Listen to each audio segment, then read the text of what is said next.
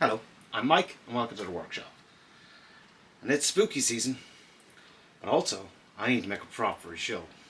So let's kill two birds with one stone and make ourselves a coffin. No, I'm not kidding. Strap yourselves in and roll the intro!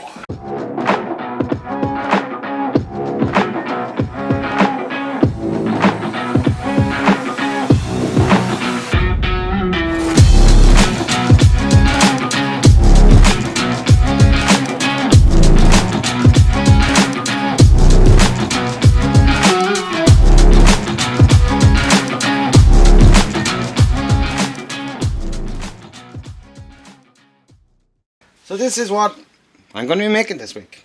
It is a simplified version of Evitas Coffin that I'm making for production of Evita. It's pretty simple. It's just going to be ply and framing, but a person has to go in this, so it does need to be strong enough that they don't go out of it very quickly. So let's start. I'm going to start by cutting up some material, get everything ready to go. Actually, I need to start by clearing off my filming table, which is also my table for cutting sheets.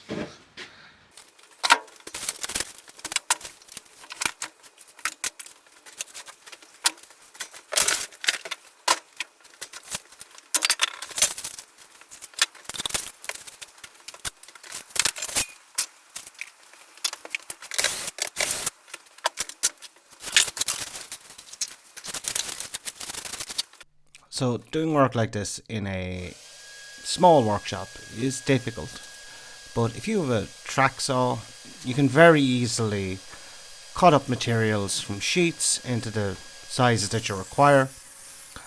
Mine happens to be a Triton, but there are many cheaper ones you can get, and it's just a matter of being patient and making sure your lines are all right and working out what you need to do beforehand.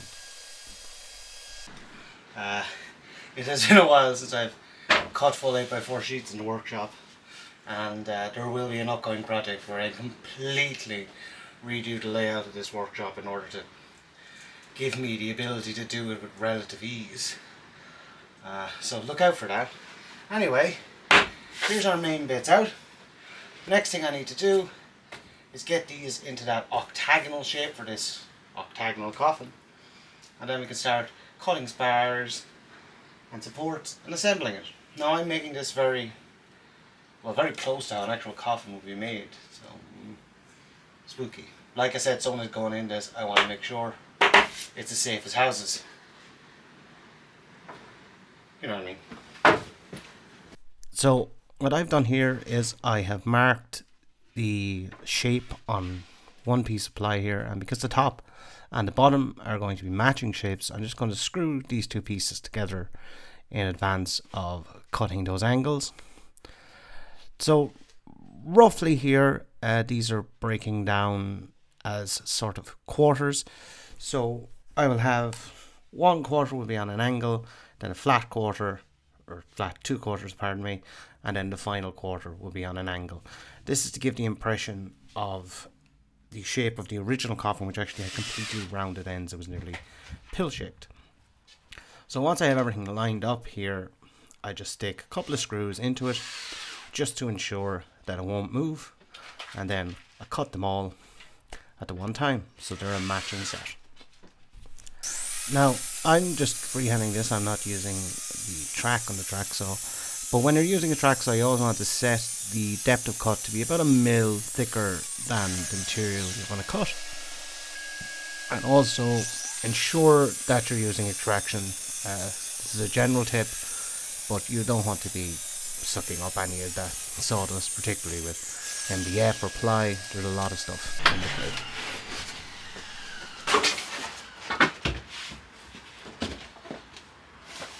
I'm fitting it.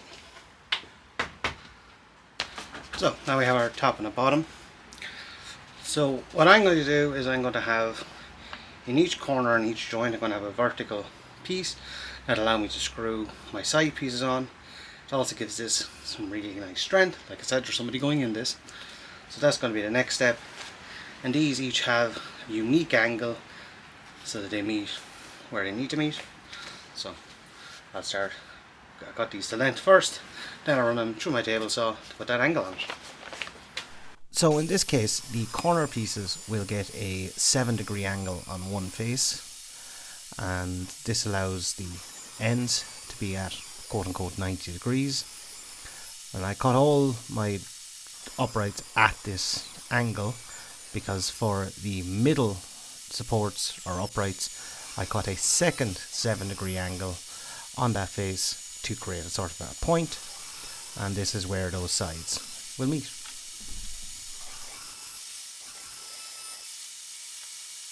So what I've done here is I've marked in the width of a piece of ply. It's going to be going on the sides, and then I'm just going to line this up, mark around it. That gives me the position then of this upright. Now these ones in the corner just have a 7-degree angle on them.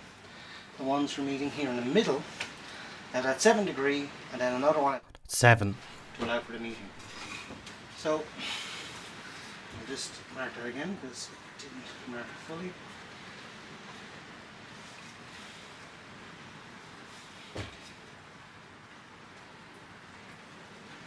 Birds will be the death of me.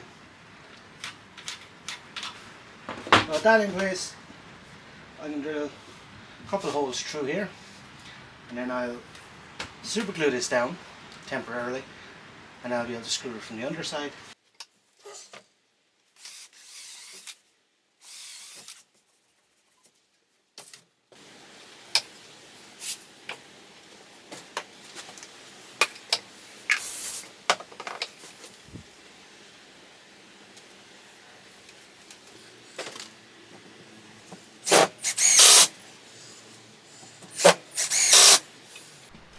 And then I just continue to do that all the way around until I have all my verticals done.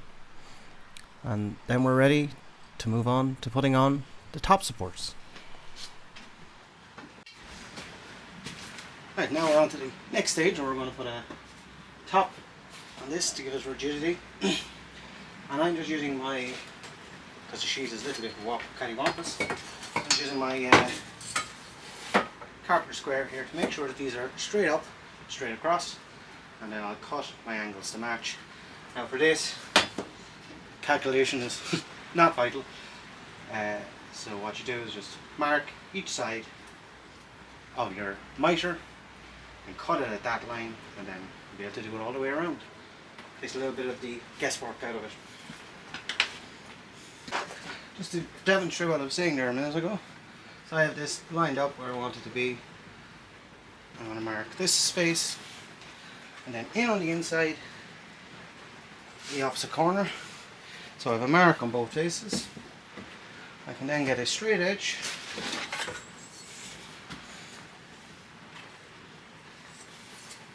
Just join those two lines. Now will give me the angle to cut this out. Then when we get around the corner, the exact same thing. We'll line this up with the points here.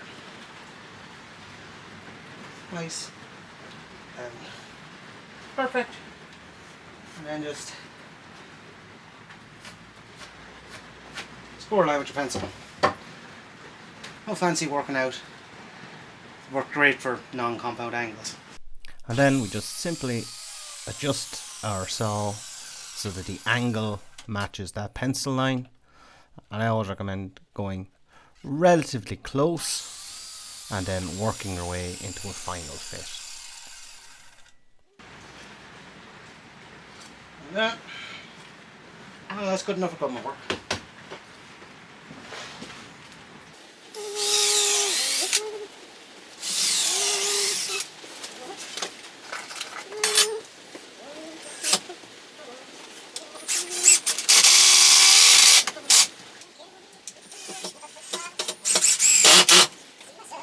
Now I have this basically framed out. I still want to put some framing along the bottom. I just have my sheet here is going to make the side, and I'm marking the corners. So as you can see here, this is where our angle is taking off, and what I'm going to do is I have my center line here. I'm going to put a series of cut lines or curves at this point. And that'll allow me then to easily bend this around to create, rather than a sharp corner here, an ovoid shape, which is closer to the actual coffin. So I've been experimenting here. I can, you know, without those curves I can bend it, but it's slightly deforming because it's 12mm. So that's going to be my plan of action here. So we'll end up with a nice smooth curve. So what I'll do now is I'll put in my bottom supports just to shore everything up and give me a place to screw along the bottom.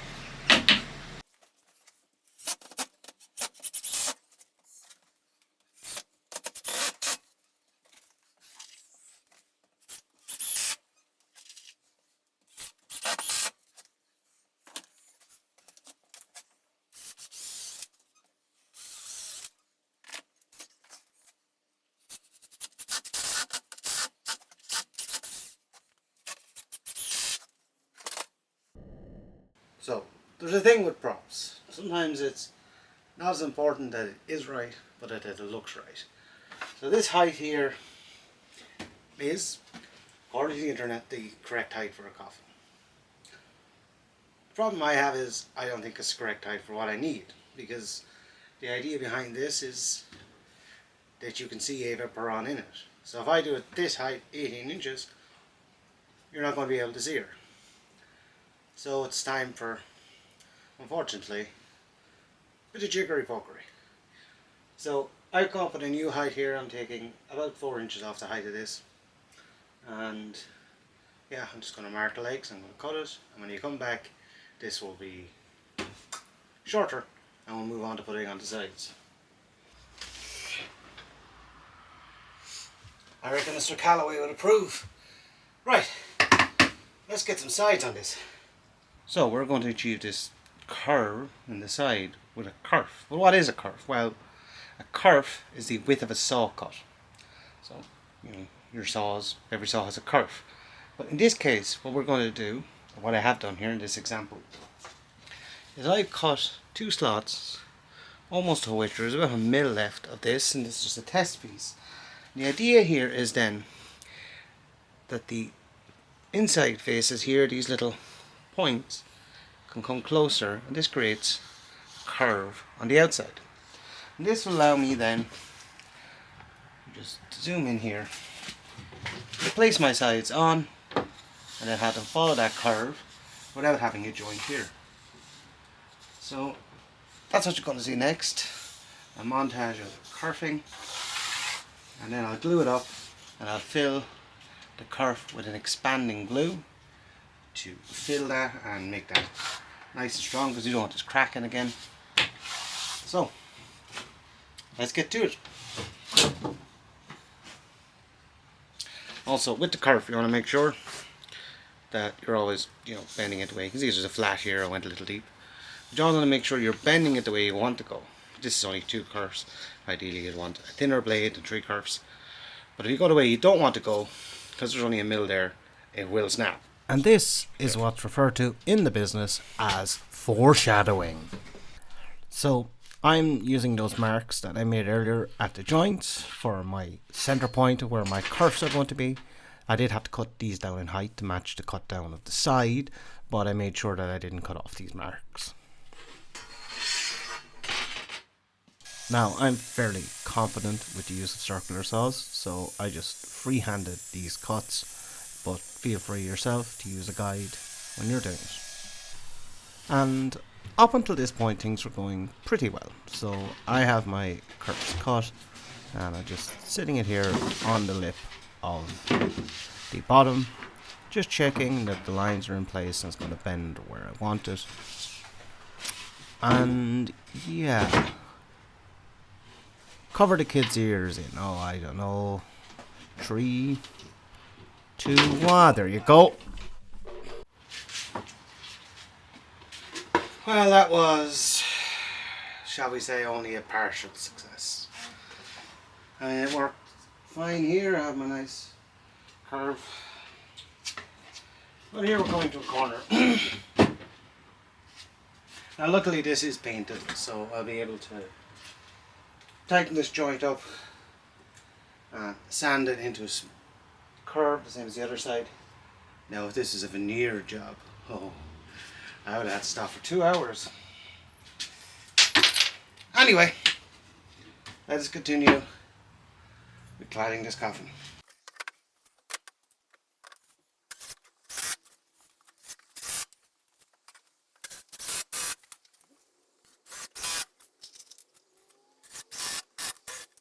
So, looking at the quality of the kerf that I did get on that side, I decided that it was probably best to do it in 3 individual pieces and then sand that curve in and fill it. It'll give the best look. The surface of the plywood, I did a few more tests and it just wasn't bending well, it was cracking. So this is going to give me the best overall finish. But kerfing is an excellent tool, an excellent method, and I will be doing it in an upcoming project, showing you how powerful it can be and how good it can look.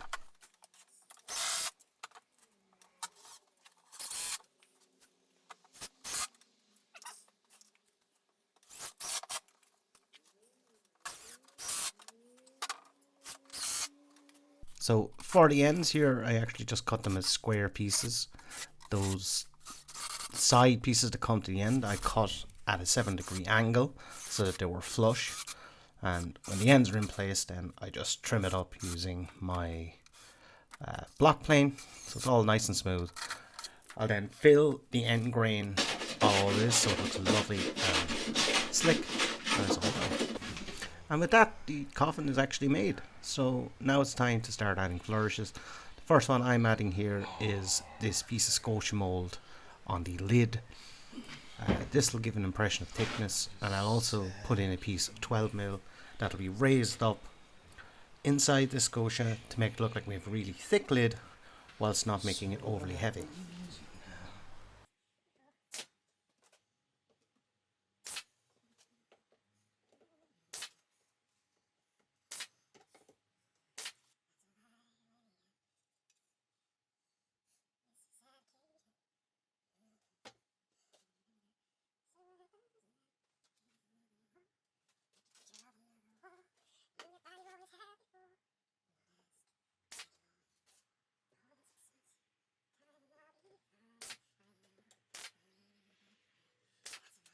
So I've slipped most of this out. Now put a little filler piece in here as well to support it. I didn't cover most of this because this is compound angles and it's very confusing.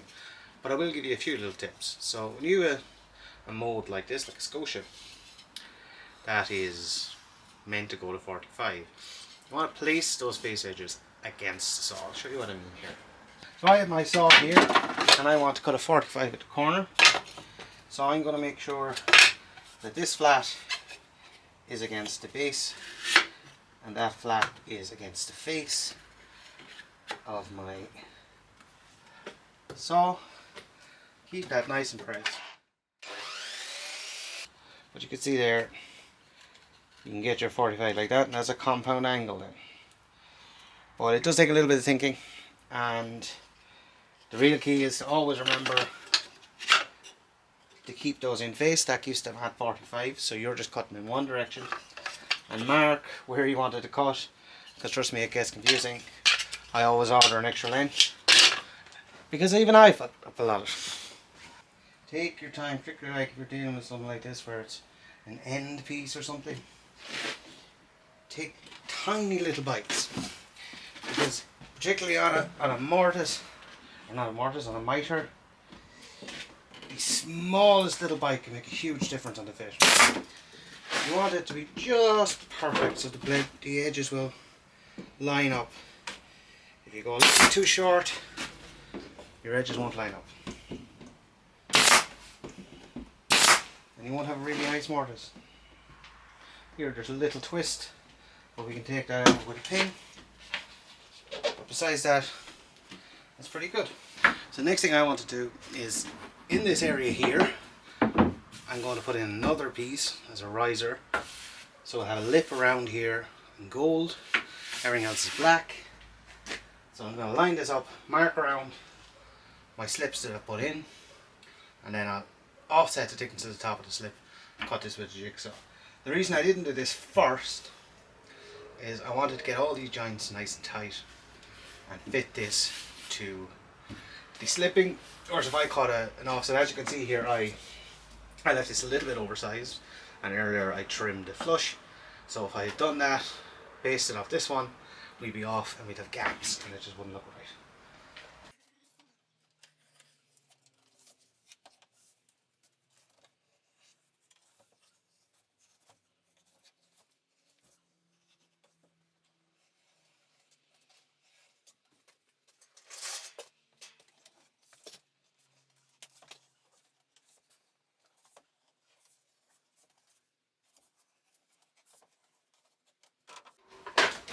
Right, so I have it offset in my angle, or in my depth of my thing, and now it's just jigsaw.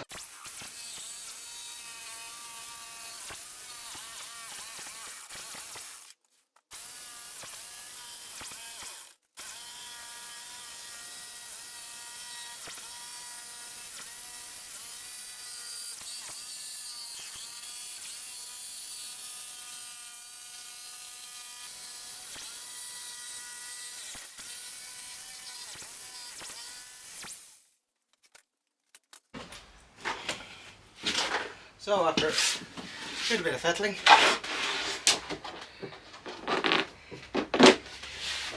this fits in nice and tight. A few little gaps here and there, but we won't worry about that because we'll be filling them. So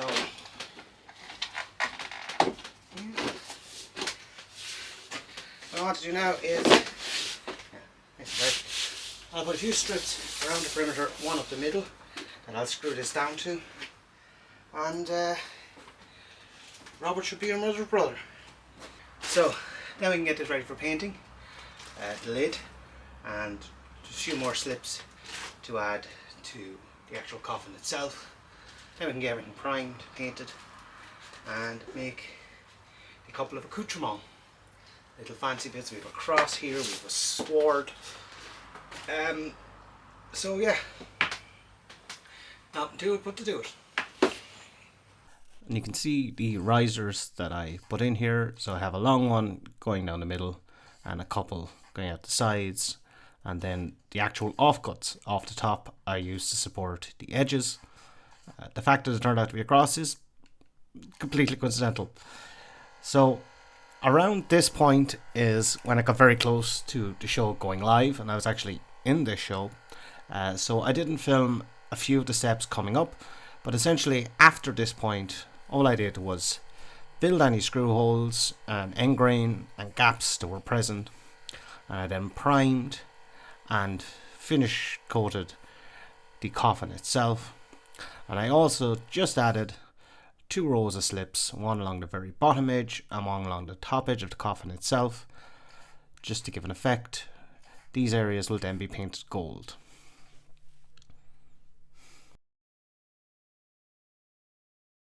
So, a lot has happened since we last spoke. I have painted our coffin, and this does need another paint because it needs to be a gloss black. Another coat should do that. Now I didn't film this, but if you follow my Instagram you will have seen a few little snippets of this going on. So it was a good idea to follow, because sometimes I post stuff on there that I don't show in the videos and you get a more rounded experience of a build. So the next thing I want to do is on the sides here we're going to have little plaques that the handles will go onto. So I have these bound up with some tape. I'm going to cut them all to one time with a bandsaw, and we'll sand and shape them and get them primed. And then we're getting very close to having to do more work.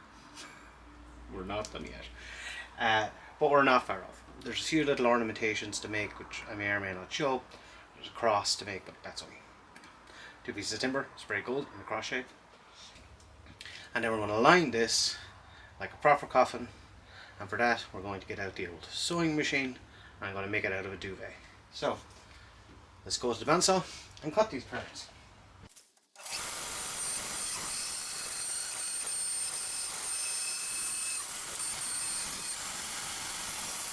Well, as you all know, if you follow my videos, I'm a big proponent of the super glue and masking tape trick.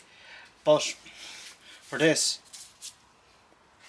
just taping it really tight with masking tape does, because because I know I'm not going to cut through here. So this is all still relatively stuck together, so I can bring it and sand it. We'll take it as done that it's sanded, because my workbench is now my stuff that lives on that bench, even though I have cleaned. So come back, we'll prime these. That'll be another little job done. So I've just applied a little bit of gold here. There's two more things to do.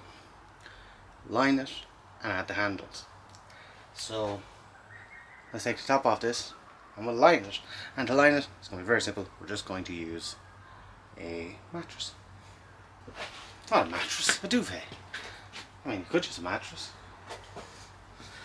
But the show is the day after tomorrow, so this is getting lined. So lining this was relatively simple because the duvet is pretty much so the exact length of the inside of the coffin.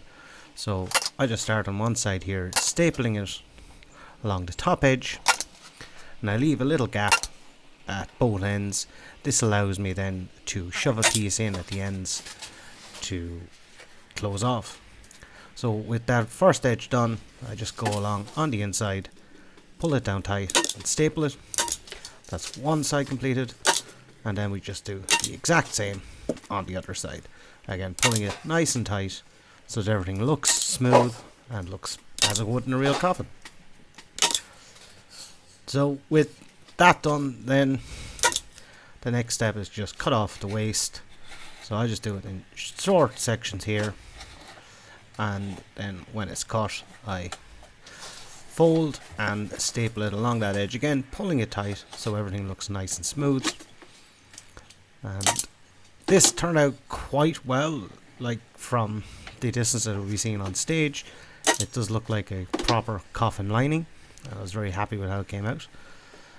So that's really it. You can see here now, we'll jump to the end with this done and just the ends completed. And yeah, it's just really simple.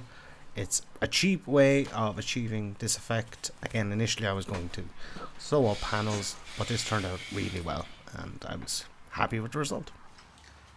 So the last bit of making of this is to put on the handles. The handle is made of two pieces, this base plate and this ring. So the first thing I'm going to do is we're going to mark our position, put on our base plate, then we'll put on our ring, and then we're going to add 4 of these, which are just little screw caps that I've painted gold to make it look like these are bolted on. As you can see on this one back here, it looks pretty snazzy. So let's do that.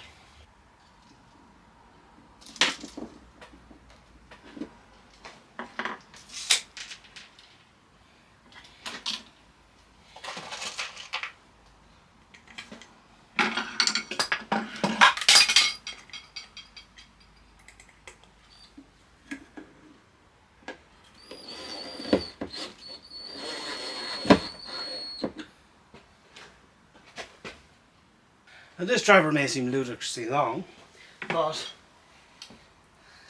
this ring, the outside here, doesn't come off, so I need the length to get around it. It's unfortunate, but that's what it is. You will also notice that there is a piece of timber in the end of that.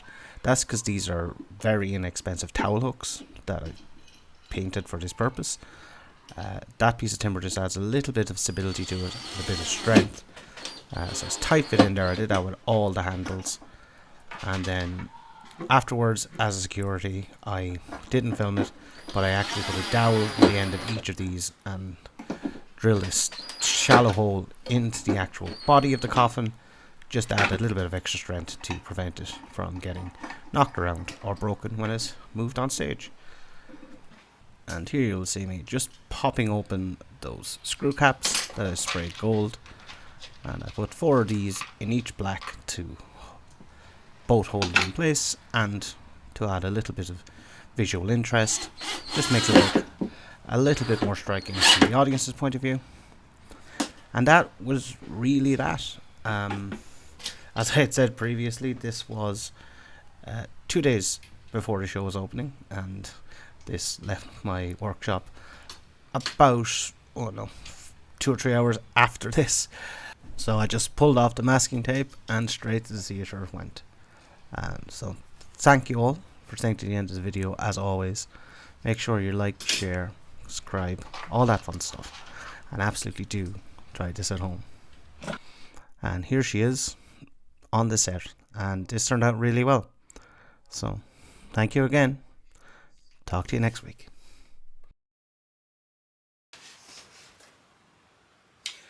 I reckon Mr. Calloway would approve. Let's go outside.